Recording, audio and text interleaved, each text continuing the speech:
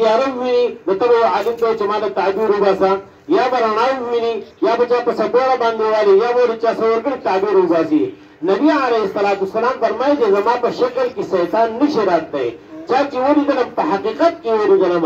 نو نبي علیه السلام سره چې چا څنګه سلوک په خوب کې وکړم هغه شان به چاته وایم خوب کو ته نبي علیه السلام سره مخ واړاوه بس په ځان باندې پخپله پوه چې دا خوب چاته مه وایه کو نبي علیه السلام ته وخندله نو دا خوب چاته مه وایه دقه شان د نبي علیه السلام نه رضا دی کو یې مخ واړاو نو بیا د نبي علیه السلام مبارک خطا دی. نو د دې وجې نه نبي علیه السلام په حقیقت کې ولیده خوب کې ولیده او نبي علیه السلام توقانې مبارکې د هغه خولې ته لاړې نو الله به د جهنم اور هم حرام کړو د حدیث د وجې نه دا صحیح حدیث دی. اوس دا وله الله ولې ورکړو واحد د یوې خبرې چې د قرآن عظیم خدمت یې کړی دی